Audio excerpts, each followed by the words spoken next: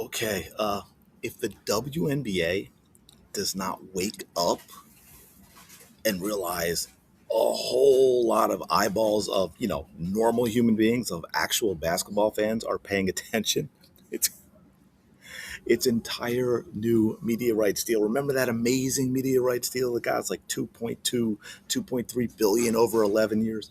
The entire thing is going to get eaten up in lawsuits. We've already gotten, Enos Cantor, Freedom, and Royce White. For now, there may be more.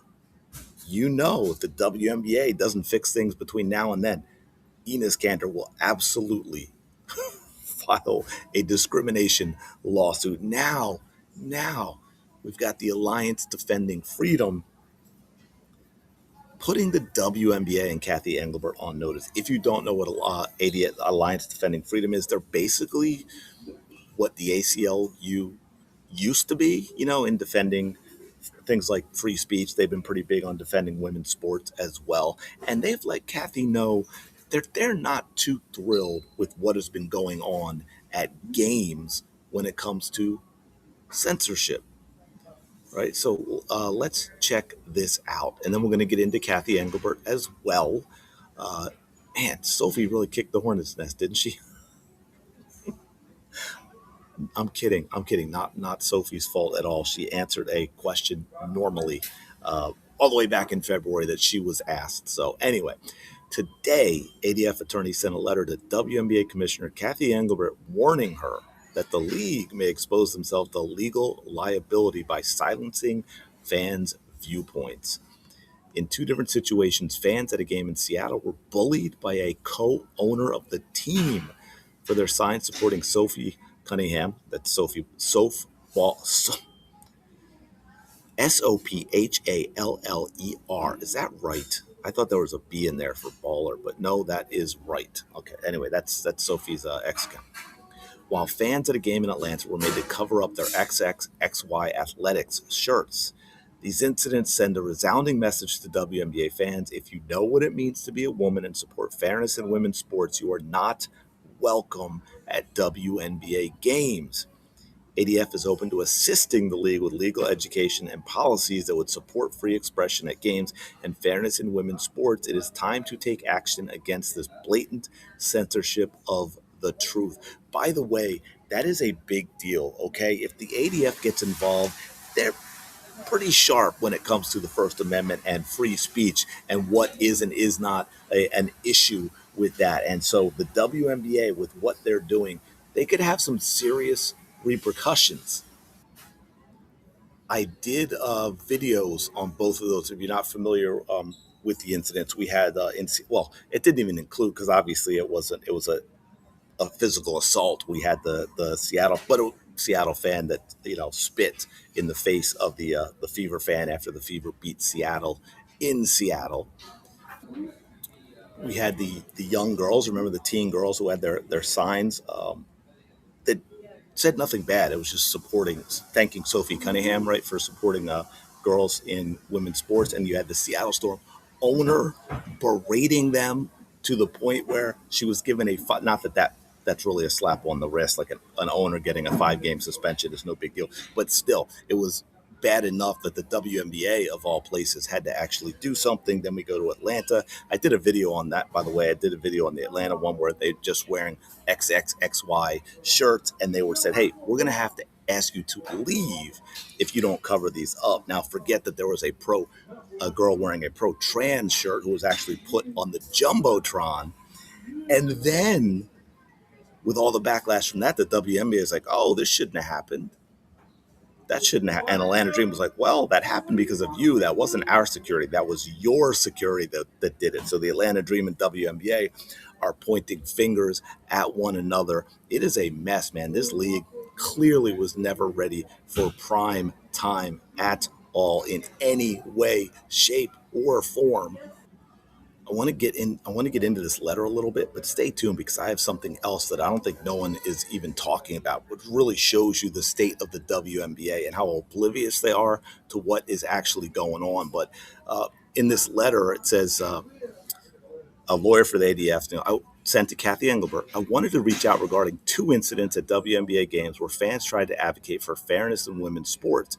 ADF worries that so nice of them, that the WNBA has betrayed its commitment to equality, women, and open dialogue, all because the league has embraced the lie of gender ideology. This may eventually expose the WNBA and its partners to legal liability as well. Not something you want to hear from in a letter from the ADF. ADF calls on the WNBA to embrace common sense and the indisputable truth that men aren't women, and no amount of drugs can change that.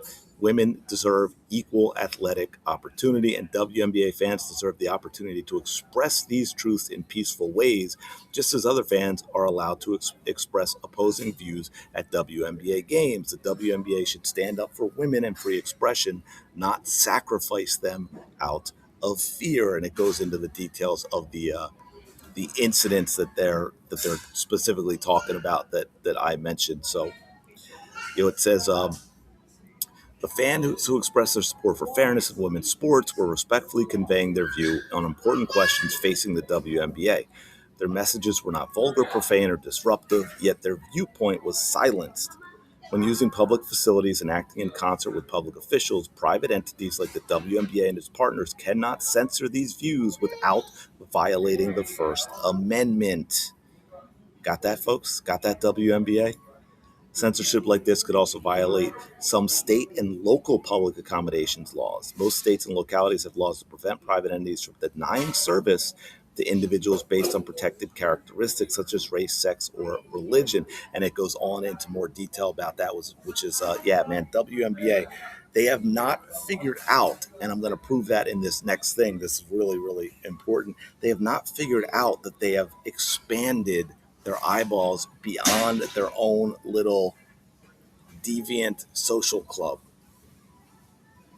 But they haven't quite figured that out yet, as we will see right here.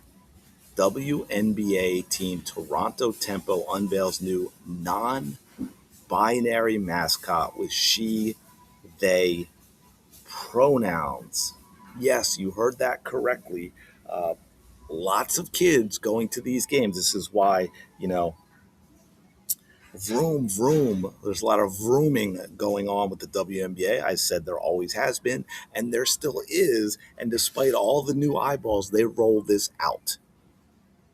Now, as you know, people, they started out fearful, but they moved through it pretty quickly to anyone using or demanding pronouns be used other than normal ones are just laughed at and mocked. And here we have, because you know what this does? This gets kids to ask. This gets little 5-year-olds to ask when their parents aren't ready to have those conversations. And it should be up to the parents. What you should not go to take your kid to a professional basketball game and then have to deal with questions about non-binary and weirdo, bizarre pronouns from people that should be in asylums, right? I mean, this is absurd. This is now with all these new eyeballs, and the WNBA is still doing crap like this. Now we want to finish up with some Kathy Engelbert.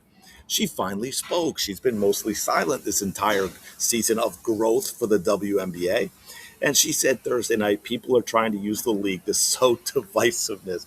We're being the center. Sorry, I shouldn't cover mine. We're being the center. I'm trying not to laugh. We're being the center of political football for people who have never watched the WNBA, never have written about the WNBA, or reported on the WNBA. The people who are sowing division are those having security drag out fans for wearing XXXY shirts and sign support for Sophie Cunningham. Perhaps the WNBA should listen to their own fans instead of the ideological Ivy League faculty lounges filled with people who can't define what a woman is. By the way, here is Kathy Engelbert's current X account. We'll slide down just a little bit.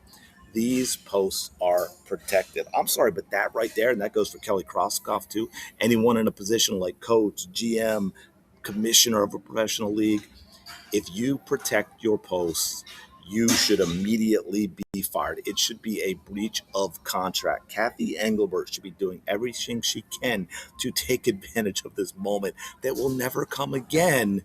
Instead, she's been in hiding all season, and now when she finally speaks, she pulls that nonsense again. right? It's like I don't know how to say this because YouTube is certain words, but let's say you have a man and a woman, boyfriend, girlfriend, husband, wife. The man does certain things, and then he says, "Why do you make me do that? Why?" Right? Flipping it. He does the bad thing, but then he plays victim, and that's what Kathy's doing now. She's gaslighting, trying to turn it around. The WNBA messes up continuously and continually, I should say. And then it's, oh, why are all these people who are reacting the way they should to our nonsense being so divisive, being so hateful? Oh my God, this is going to be wild. It'll be interesting to see what comes of this if there's any new behavior. I think at this point they just got their heads down. They're trying to get through the season, man. You know what I'm saying? Like, let's finish it up. We've got what, 7 games, 8 games left, 6 games left. FIBA World Cup break and the playoffs. Anyway, let me know your thoughts. Like, comment, subscribe, man. I will talk to you later.